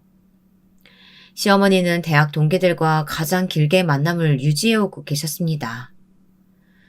1년에 한 번씩 동창회에 나갔을 때마다 다들 며느리들을 자랑하느라 다른 친구들은 침이 마르는데 시어머니 본인은 거기에 낄 수 없다는 것이 그 이유였습니다. 예, 내 친구들 며느리들은 다들 대학은 최소한 나왔더라. 그리고 유학 가서 미국 명문대 나온 애들도 있더라. 그런데 그런 얘기 할 때마다 내가 창피해서 살 수가 없어. 그러니까 집에서 공부라도 해서 수능 봐라 얘. 뒷바라지 해줄 테니까. 어머니, 이제 와서 무슨 공부를 해요. 저 이제 공부에 미련 같은 거 없어요. 그냥 우리 딸 아들 잘 키우고 남편 뒷바라지만 잘하면 되지 않을까요? 아니야. 그래도 졸업장은 하나 있어야지. 아무리 고등학교가 명문이면 뭐해. 그래도 대학 졸업장이 진짜지. 어디 가서 최종학력 고졸이라고 하면 다들 얼마나 널 무시하겠어? 그리고 네 남편하고 딸한테도 떳떳하게 살아야지. 안 그러니? 네 딸 가영이도 이제 다 컸는데 엄마가 고졸이라고 얘기 들어봐라. 나중에 엄마는 왜 대학 졸업도 못했느냐고 물어보지 않겠느냐고. 그리고 생각해보면 우리 아들한테도 민폐지 뭐. 교수 와이프가 고졸 출신이라고 하면 누가 믿겠니? 내 아들이랑 조금이라도 수준 맞으려면 대학 졸업장은 필수로 있어야 돼. 시어머니는 오히려 어머니나 아버님이 그런 저를 무시하고 막대하고 계시는 것은 생각도 안 하시고 그렇게 사람 마음에 비수를 꽂는 말씀을 잘도 하시는 것이었습니다. 저는 그런 시어머니의 막말을 듣고 있자니 점점 화가 나서 저도 모르게 어머니께 말대꾸를 하고 말았습니다. 어머니, 오히려 어머니가 저를 더 무시하고 막대하시는 것 같아요. 다른 사람들은 저한테 그렇게 막말하지도 않고 제가 고졸인지 대졸인지 그런 거 신경조차 안 써요. 오직 어머니 아버님만 저한테 학력이 어떠니 대학을 못 나왔느냐 하면서 그러면서 스트레스 주시잖아요. 저 앞으로 그런 말 집안에서 안 듣고 살고 싶어요. 저 이 집에서 10년 동안 살면서 정말 미쳐버릴 것 같은데 계속 참고 살고 있었어요. 그런 줄 아시면 제발 배려 좀 해주세요, 어머니. 뭐라고? 아니, 너는 시어머니한테 막말하는 거니, 지금? 내가 널 언제 무시했다고 그래? 그래. 백부양부해서 내가 너한테 대학 못 나왔다고 뭐라고 하기는 했다 쳐. 네가 그렇게 말귀 못 알아듣는 배움 짧은 아이였어도 내가 그랬을까? 그래도 네가 고등학교 때까지는 공부도 잘했고 머리 좋은 애였다는 걸 알아서 아까워서 그런 거야. 네 지식이 아까워서 그 시어머니가 그런 소리 좀 한 거 가지고 그것도 이해 못하고 말댔구나 하고. 행여나 네 딸이 그런 네 못돼먹은 행동 보고 본받기라도 하면 어떡하려고 그러니? 아이고, 애들 앞에선 찬물도 하나 제대로 못 마신다고 하더니 내가 네 딸 배울까봐 뭐 이런 소리도 더 못하겠다. 그러자 자기 방에서 공부하고 있는 줄 알았던 딸이 저와 시어머니의 말다툼 소리를 듣고 뛰쳐나왔습니다. 딸은 할머니에게 씩씩거리면서 소리를 쳤습니다. 제가 꼭 비밀로 해달라고 한 그 말을 말이에요. 저는 심장이 튀어나올 만큼 놀랐습니다. 할머니, 우리 엄마한테 무슨 말 하시는 거예요? 우리 엄마 서울대학교 다니던 의사였어요. 사실대로 알지도 못하시는 건 할머니라고요. 할머니야말로 우리 엄마한테 막말하지 마시라고요. 저는 딸의 폭탄 선언에 얼른 달려가서 딸의 입을 막고 그만하라고 눈짓을 했습니다. 시어머니는 제 딸의 말에 눈을 휘둥그렇게 떴습니다. 그리고 저를 노려보면서 말씀하셨습니다. 아니 너 애한테 거짓말까지 했니? 아무리 네 학력이 컴플렉스라고 해도 그렇지 믿을 만한 말을 거짓말로 해야 속아 넘어가지. 네 딸은 뭐 어떻게 속일 수 있어도 이 시어머니까지 속일 생각을 하다니 깜찍한 것도 정도가 있지. 저는 속으로 안도의 한숨을 쉬었습니다. 어머니에게 거짓말을 한다는 오해를 받는 게 차라리 낫다고 생각했으니까요. 하지만 제 딸은 억울해서 못 견디겠다는 듯이 입을 막고 있던 제 손을 떼어내더니 절대로 말하지 말라고 다짐까지 받아놓았던 그 비밀을 소리치고 말았습니다. 엄마 왜 그래? 왜 그렇게 당하고 살아? 사실은 아니잖아. 엄마 흰 의사 가운 있는 거 나 엄마 방에서 다 봤어. 그런데 왜 친할머니한테 말하지 말라고 하는 거냐고. 저는 얼른 딸을 데리고 안방으로 들어가서 혼을 내기 시작했습니다. 저와의 약속을 상기시키며 딸을 엄하게 입단속시켰습니다. 가영아, 엄마하고 약속했잖아. 그런데 왜 할머니 앞에서 그런 말을 해? 할머니가 아시면 엄마 또 야단 맞아. 거짓말한다고 매도당하고. 그런 거 다 봤으면서 왜 하지 말라고 했던 말을 해? 그러자 딸이 갑자기 울음을 터뜨리는 것이었습니다. 그러면서 엄마가 할머니에게 무시당하는 것이 마음에 걸려 견딜 수가 없다고, 그럴 때마다 제가 불쌍했었다고 털어놓는 겁니다. 게다가 남편까지도 저한테만 말을 안 할 뿐이지 딸에게는 저를 깔보는 말들을 했다고 하는 겁니다. 아빠가 그랬어. 엄마처럼 대학 그만두고 싶지 않으면 남자친구도 아빠가 허락할 때까지 만들면 안 되고 공부만 하라고. 학원 열심히 안 다니면 나도 엄마처럼 된다고. 그런 말 들을 때마다 아빠한테도 말하고 싶었어. 엄마 사실 의사였다고. 아빠가 깔봐도 될 만큼 머리 나쁘지 않다고. 그리고 아빠한테 엄마한테 사과하라고 말하고 싶었다고. 나 정말 엄마가 너무 불쌍해 보여. 이 집안에서 엄마는 맨 끝이야? 왜 그렇게 살아? 나 같으면 이미 집 나갔어. 멀리 도망갔을 거라고. 딸에게서 그 말을 듣는데 도저히 믿을 수가 없고 하늘이 무너지는 것 같았습니다. 시부모님만 학력 문제로 저를 마음에 안 들어 하시는 줄 알았고, 저는 그것만 참고 살면 별 문제는 없다고 안일하게 생각했던 거였습니다. 마음속으로는 남편조차 저를 무시하고 있었던 걸 전 꿈에도 몰랐습니다. 그래도 한때 사랑했던 사람인데 저에 대해 아무것도 아닌 사람처럼 무시하고 살았다는 게 소름이 끼치도록 무서웠습니다. 저는 이제 남편을 비롯해서 이 시댁 식구들에게 더 이상 무시당하며 살고 싶은 마음이 들지 않았습니다. 저는 굳게 이혼할 결심을 하고 딸에게 말했습니다. 가영아, 이제 더 이상 엄마는 아빠와 같이 살 수가 없어. 친할머니도 엄마 무시하고 이 집에서 엄마를 무시하고 살지 않는 사람은 가영이 너 하나뿐이야. 엄마는 아빠랑 이혼해야겠어. 엄마를 따라올래? 딸은 제 결심을 찬성해주면서 고개를 끄덕였습니다. 그리고 제 손을 꼭 잡아주었어요. 그때는 작은 딸의 손이 얼마나 위로가 되고 힘이 되었는지 모르겠습니다. 그래 엄마, 나도 외갓집이 더 좋아. 이 집에서 사는 거 숨이 막혀. 아빠도 친할아버지도 싫고 고모도 너무 싫어. 친할아버지 집에선 모두가 엄마를 하녀처럼 대해. 아빠도 고모도 자기네들 서울대 나왔다고 엄마를 깔보고 무시하는 태도만 보이고. 난 그런 게 너무 싫어서 명절에 고모가 오는 것도 싫었어. 할머니가 고모 앞에서 엄마 야단칠 때마다 얼마나 슬펐는 줄 알아? 엄마, 아빠랑 헤어져. 그리고 우리 동생이랑 셋이서 외갓집 가서 살자, 어? 저는 딸을 꼭 끌어안고 눈물을 흘리며 고개를 끄덕였습니다. 그리고 당장 친정엄마에게 전화를 했습니다. 엄마, 잘 지내셨어요? 너무 오랜만이죠? 다른 게 아니라 내가 남편하고 이혼하고 만약 다시 친정집으로 돌아가게 되어도 엄마는 괜찮으시겠어요? 그럼 언제든 돌아와. 우리 딸 그 집에서 눈칫밥 먹고 10년 동안 마음고생한 거 이 엄마도 다 느끼고 알고 있었어. 언제든 돌아오고 싶으면 돌아와도 돼. 여기서 너한테 뭐라고 할 사람 아무도 없으니까 네 애들 데리고 집으로 와라.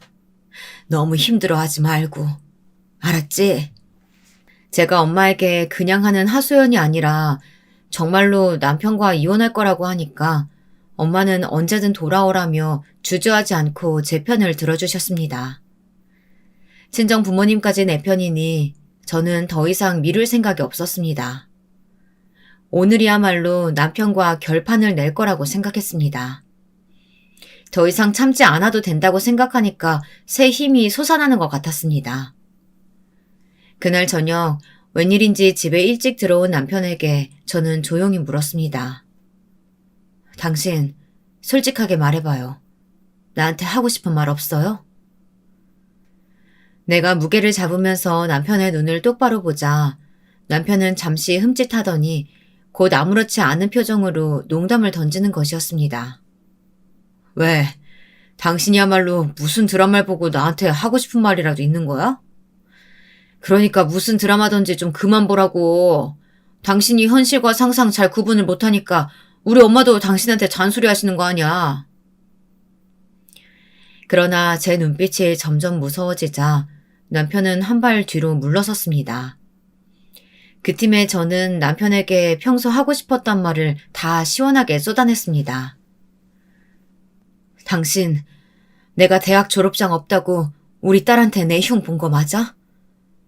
그리고 어머님, 아버님께 내가 무식하고 배운 거 없어서 나랑 같이 사는 거 힘들지만 맞춰주는 거라는 말도 했어? 난 당신을 믿었어. 비록 당신 어머니, 아버지가 나를 탐탁지 않게 생각하고 계신 거 다 알지만 난 당신만은 적어도 내 편이라고 믿었다고. 그런데 당신도 나를 깔보고 흉봤었다면서 그것도 내 딸한테 그런 말을 하다니 당신 좀 머리가 어떻게 된 거 아니야? 제가 무서운 눈을 하고 취조하듯 말하자 남편은 기분이 나빴던 모양이었습니다. 분노로 얼굴이 울그락불그락해져서는 남편은 도대체 누가 그런 말을 하느냐고 화를 내면서 저에게 물었습니다. 우리 엄마가 그런 말 했을 리 없고 가영이가 그랬어? 내 이놈의 기집애를 그냥 엄마한테 할 말 안 할 말이 따로 있지. 그건 내가 걔한테 화가 나서 한 말이야. 당신을 절대 깔보거나 흉보려는 의도로 했던 것도 아니고 아니 만약에 내가 그랬다고 쳐도 당신이 졸업 못했다는 사실은 변함이 없잖아. 그러게, 내가 애들 어릴 때 다시 공부하라고 했잖아. 엄마도 나도 그걸 얼마나 바랬었는데. 되려 저에게 큰 소리를 치면서 뻔뻔하게 나오는 남편에게 저는 크게 실망했습니다. 그래서 저도 저절로 남편에게 목소리가 크게 나오더군요. 당신한테 이야기하기에는 너무 못나 보이고 내 자신이 초라해져서 그런 거였어. 어머님이 나한테 막말하시고 무시하시고 그런 말들 그냥 참아 넘겼어. 그렇게 10년을 살았어. 이젠 더 이상 그렇게 못 살겠어. 우리 가영이가 나보고 불쌍하대. 엄마 불쌍해서 못 살겠대. 그리고 나한테 이혼하려고 말해준 것도 가영이야. 우리 딸이 말해주지 않았으면 난 당신을 좋은 남편으로 오해하고 고마우면서 살 뻔했잖아. 그건 생각만 해도 끔찍하다. 이젠 나도 내 트라우마 좀 극복하고 당신 집안에서 벗어나서 내가 하고 싶은 일 하면서 살 생각이야. 그러니까 당신도 이제 그만 나랑 이혼해줘. 기다려, 거기서! 어딜 간다는 거야? 돌아오지 못해? 저는 남편이 항변하는 말 그 어떤 것도 들리지 않았습니다. 마지막으로 그 말을 남기고 딸과 아들을 데리고 친정으로 짐을 싸서 돌아왔습니다. 그리고 다시는 시댁에 돌아가지 않았습니다. 제가 돌아오니 저희 부모님이 눈물을 흘리면서 저를 따뜻하게 맞아주었습니다. 제가 울면서 엄마에게 안기자 친정엄마는 한참 동안 제 등을 쓸어주시면서 상심한 저를 위로하셨습니다. 내가 너 결혼할 때부터 마음이 조마조마했는데 그 집에서 그렇게 푸대접 받으면서 살았다는 말을 들으니까 얼마나 속이 상했는지 몰라. 잘 왔다 정수가. 이제는 정말 열심히 공부해서 다시 대학병원 의사로 살자. 엄마가 네 딸이랑 아들 돌봐주고 네 공부 뒷바라지도 해줄게. 알겠지? 그래 정수가 이제까지 많이 참아왔잖아. 너 의대 들어갔을 때 얼마나 이 아빠가 너를 자랑스러워했는지 알고 있지? 비록 그 사건으로 네가 트라우마가 생겨서 대학병원을 그만뒀어야 했지만 아직도 늦지는 않았어. 우리 딸 다시 의사 되자. 어? 저는 어머니 아버지의 다정한 말에 더 이상 말을 잇지 못하고 울기만 했습니다. 어머니 아버지의 이야기를 들으니 그분들도 얼마나 한이 맺혔는지 더 이상 말하지 않아도 알 것 같았습니다. 부모님의 희망을 알고 나니 시간 낭비를 할 틈이 없었습니다. 저는 마음을 굳게 먹고 다시 공부를 시작했습니다. 공백이 있다 보니 공부와 실습이 필요해서 저는 다시 시작하게 되었습니다. 남편과 시댁 식구들의 무시와 따돌림을 생각하면 저절로 이를 악물고 열심히 공부와 실습을 병행하게 되더군요. 제가 다시 소망하던 을사가운을 떳떳하게 입게 되었을 때 우리 가족 모두 수고했다면서 저를 위로하고 칭찬했지만 가장 기뻐한 사람은 제 딸이었어요. 엄마, 정말 멋있어. 역시 엄마는 을사가 너무 잘 어울려. 아픈 사람들 고쳐주는 을사가 정말 최고야. 나도 나중에 의대 가서 엄마 따라서 의사 될 거야. 딸은 흰 가운을 입은 제 모습에 엄지를 쳐들면서 웃어주었습니다. 드디어 제 인생에서 무시가 아닌 인정을 받는 것 같아서 저는 너무나 행복했습니다. 그리고 제 부모님들도 저를 자랑스러워하시고 의사로서 복귀한 것을 축하해 주셨습니다. 이제 남편과의 이혼이 남은 숙제였습니다. 그동안 남편과 이혼을 하겠다는 생각이 제 딸과 아들 때문에 마음이 흔들리기도 했지만 의사로서 경제력도 갖추고 딸도 제 이혼에 반대하지 않는 입장이라서 저는 용기를 낼 수 있었습니다. 남편은 이혼은 절대 안 해주겠다는 입장을 고수했지만 제게는 남편의 약점을 쥐고 있다는 점에서 유리했습니다. 요즘 들어 하는 드라마 닥터 차정숙 속에 나오는 주인공이 저와 비슷한 경우를 겪고 있는 것을 보고 저도 모르게 주먹이 꽉 쥐어지더라고요. 시댁에서 여주인공을 하녀처럼 부려먹고 다른 사람들은 다 버는 대로 쓰는데 여주인공은 혼자서 이리 뛰고 저리 뛰고 알뜰하게 절약하고 사는 것을 보고 있자니 예전의 제 모습과 너무나 겹치더라고요. 저희 시댁 식구들은 제가 다시 의사생활을 시작한 초기에 한번 저희 집에 찾아온 적이 있습니다. 드라마 닥터 차정숙을 보고 저는 옛 기억이 생각나서 친정에서 의사 가운을 꺼내 입었던 그날 우리 시어머니가 쳐들어오셨던 것입니다. 그런 제 모습을 보시고 놀라서 뒤로 낮아빠지던 시어머니의 얼굴이 아직도 눈에 선합니다. 그날만큼 통쾌했던 날이 제 인생에 없었던 것 같아요. 네가 지금 진짜 의대에 다녔었다는 거니? 그런데 그 이야기는 왜 안 하고 살았어? 진작에 말을 했어야지. 제가 어머님께 그런 말을 한들 뭐가 달라졌을 것 같아요? 학벌 지상주의에 찌들어 있는 어머님 아버님에게 어필이나 하려고 의대 들어간 것도 아니고요. 이제는 애들도 커서 시간도 많이 생겼고 제 친정어머니 아버지가 원하시니까 다시 의사로 복귀한 겁니다. 그리고 그 사람이랑은 헤어질 거고요. 제 단호한 마지막 말을 듣고 시어머니는 더 흥분해서 제게 삿대질까지 해가면서 소리치셨습니다. 험악하게 눈을 부라리며 달려드는 시어머니를 제게서 몸으로 맞고 계셨던 건 다름 아닌 저의 친정엄마였습니다. 아니 너는 우리가 너를 받아준 은혜를 원수로 갚니? 지금 와서 왜 이혼을 하겠다는 거야? 나도 내 며느리 의사라고 동창들한테 자랑거리가 생겼는데 지금 와서 이혼하겠다는 이유가 뭐니? 그 이혼 이 시어머니가 허락할 것 같아? 밑도 끝도 없는 이혼이라니 우리 집에선 용납 못한다. 은혜라고요? 말도 안 되는 소리 하지 마세요. 저는 시댁에서 살면서 한 번도 은혜를 받았다고 생각해 본 적이 없어요. 제가 무슨 말을 하든 항상 제게 돌아오는 건 차가운 냉대와 무시뿐이었잖아요. 어머니가 뭐라고 말씀하셔도 저는 지금 당장 남편하고 이혼할 겁니다. 다시 의사 되기로 한 것도 우리 가영이한테 떳떳한 엄마가 되고 싶어서 그런 거예요. 제가 왜 어머니 허영심 때문에 다시 의사가 돼야 되나요? 제가 원하고 제 부모님이 원하시기 때문에 다시 의사로 돌아간 거예요. 남편도 저를 무시하면서 겉으로는 안 그런 척하고 있었던 거 아세요? 그까지 최종 학력이 도대체 뭐라고 그렇게까지 사람을 무시하고 따돌리셨어요? 그러니까 이 사태는 어머니가 허영심 때문에 스스로 만드신 거예요. 이제 돌아가세요. 남편도 어머님, 아버님도 다시는 보고 싶지 않으니까요. 저는 제 의사가운 입은 모습을 보고 뒤로 넘어간 남편과 시어머니를 두고 딸과 함께 방으로 들어와 버렸습니다. 생전 처음 보는 저의 무례한 말과 태도에 시어머니는 흥분으로 거품을 물었습니다. 그런 시어머니는 무시하고 제 친정엄마는 남편에게 시어머니를 모시고 집으로 돌아가라고 말했습니다. 저를 데리고 가기 전에 나갈 수 없다는 시어머니를 달래서 친정집을 나오던 남편에게 친정엄마는 이제껏 마음에만 담아두었던 말을 시원하게 다 내뱉으셨습니다. 자네한테 실망했으니 우리 정숙이랑 양육권 다툼할 생각 말고 깔끔하게 헤어져 주게나. 우리 딸이 그 집에서 당한 수모와 고통을 생각하면 자네를 용서할 수가 없지만 이제라도 제자리로 돌아오겠다는 우리 딸의 결심에 나도 힘을 보태줄 생각이네. 그러니 위자료 내놓고 깨끗하게 헤어지게.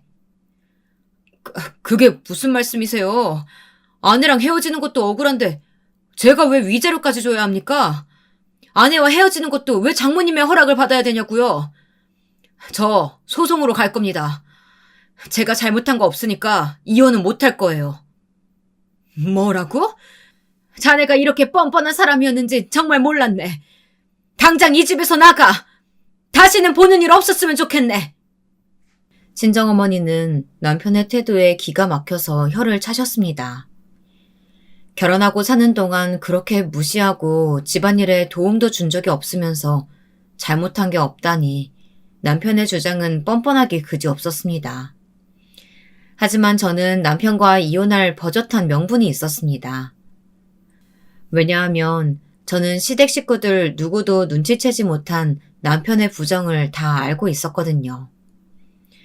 남편은 가영이가 5살 되었을 때부터 자주 학회에 참석한다고 하면서 젊은 학과 여자 조교와 며칠씩 여행을 다녀오고 낮에는 강의가 없는 날에 모텔을 다녀오기도 하는 등 바람을 피우고 있었습니다.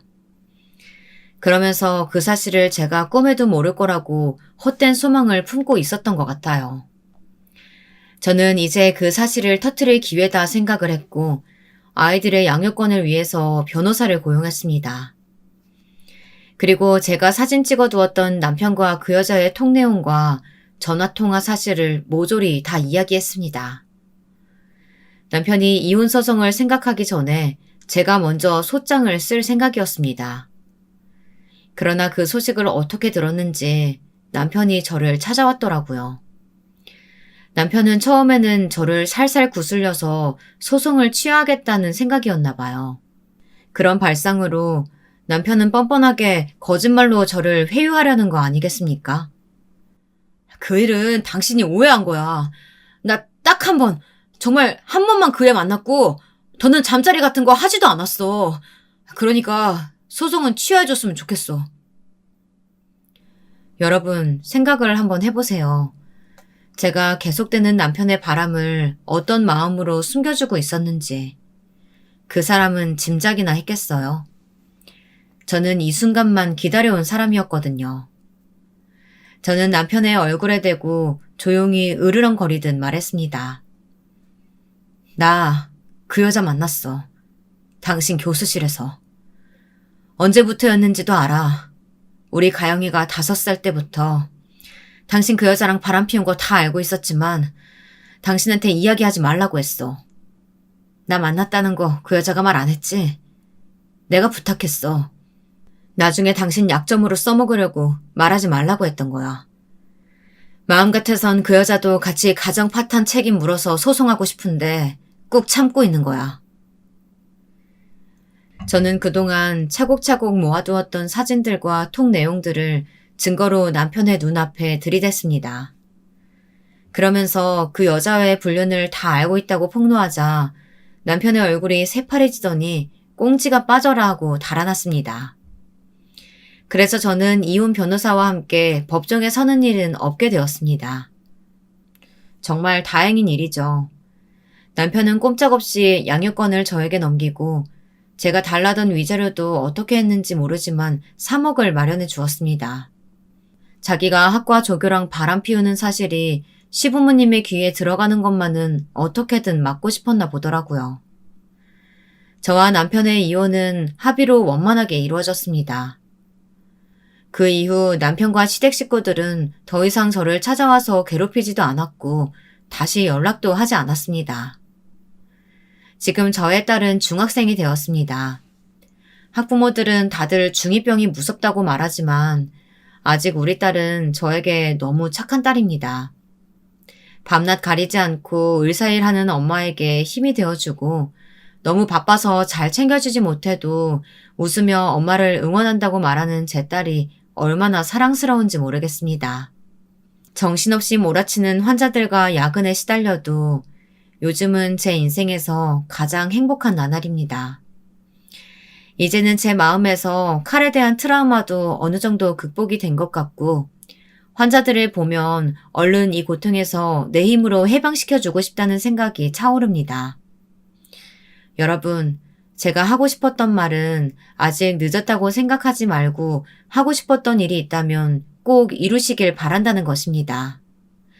하물며 시댁 식구들 때문에 본인이 하고 싶은 일을 미룬다는 건 정말 바보 같은 일이라고 생각합니다. 저도 저의 꿈과 하고 싶었던 일을 10년간 억압받으면서도 참아왔습니다. 더 이상은 그렇게 살고 싶지 않았고 그렇기 때문에 남편과 이혼을 선택했습니다. 이혼한 게 무슨 자랑이냐 하고 생각하실 분들도 있으시겠지만 맞지 않는 시댁 사람들과 부대끼면서 마음고생을 하느니 저는 이혼한 걸 절대로 후회하지 않습니다. 딱 한 번뿐인 인생인데 남들의 말과 행동에 휘둘려서 생기없게 사는 것을 선택하시겠습니까?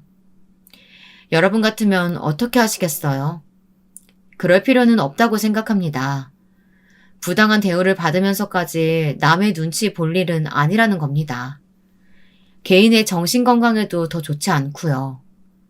자기 자신을 사랑해야 가족도 사랑하고 더 나아가 남들도 불쌍히 여기고 선한 마음을 널리 퍼뜨릴 수 있을 것이라고 생각합니다. 자기 마음이 괴롭게 느껴지면 남들에게 신경 쓸 여유가 없게 됩니다. 살아가는 길목에 어떤 장애물이 있다고 해서 계속 참기만 하면 마음의 병은 더 깊어집니다. 그러니 인생을 살면서 하고 싶은 일은 다 하시길 바래요. 그리고 자기를 무시하는 사람들에게 절대로 참지 마시고 큰 목소리를 내세요. 내가 참는다고 해도 그 사람들은 제 마음을 알아주지 않습니다. 오히려 아무 죄책감 없이 더 못살게 나를 괴롭힐 뿐입니다. 그런 사람들 때문에 여러분의 인생을 낭비하고 후회를 남겨서는 안 되지 않겠어요? 여러분, 오늘의 제 이야기는 여기까지입니다. 저의 이야기는 어떠셨나요? 여러분도 살면서 중간에 그만두거나 하고 싶은 일을 못하고 의지가 꺾인 일이 있다면 그것을 꼭 이루어 보세요. 저는 늦지 않았다고 말하고 싶습니다. 그러니까 지금이라도 시작하세요. 자기가 하고 싶은 일은 나이가 몇이 되었든 간에 다시 생각나는 법이니까요. 저는 요즘 다시 의사일을 하면서 보람을 많이 느끼고 있어요. 저를 의지하는 환자들의 표정에 점점 희망의 빛이 떠오르고 저에게 수술을 받아 병이 호전된 환자들이 퇴원을 했어도 가끔 저를 찾아와서 감사 인사를 하는 날은 너무나 기분이 좋아져요.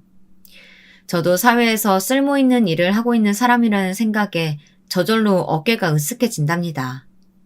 그리고 요즘은 제 선배나 후배들이 저를 대하기 힘든 선배나 팀에서 짐과 같은 존재로 여기지 않고 제 실력에 따라 동등한 동료로 생각해주니 얼마나 고마운지 모릅니다. 같이 연구하고 병에 대해 토론할 때 저를 업신여기지 않고 따돌리지 않는 분위기가 저는 너무나도 행복합니다. 몇십 번의 외과 수술과 몇 년의 의국 생활을 하다 보니 의사일도 동료들도 익숙해지고 점점 자신감을 키워가는 저의 성장을 올곧게 마주할 마음의 여유까지 생겼습니다. 현재 제 생활을 돌아보면 꼭 참는 것이 미덕만은 아니라는 생각이 듭니다. 제가 아직도 바보같이 시댁과 남편에게 굴복하면서 살고 있었다면 지금 제가 누리는 행복의 반도 느끼지 못하고 살았을 겁니다. 만약에라도 이제 그런 생각은 하고 싶지도 않아요. 제 부모님들은 이제 저와 남은 생을 함께할 남자가 나타나기를 은근히 바라고 계신 것 같아요. 하지만 저는 아직까지는 제 딸과 아들만 있으면 충분하다고 생각합니다. 누군가와 정말로 인연이 되어서 재혼하는 것까지 거부하지는 않겠지만 선을 본다든지 억지로 만나는 것은 마음에 내키지 않습니다. 저의 애들이 커서 엄마가 재혼해도 상처받지 않고 웃으면서 허락해줄 수 있는 날까지 저는 기다릴 수 있어요. 제 긴 글 읽어주셔서 감사합니다. 청취자 여러분, 건강하고 행복하세요.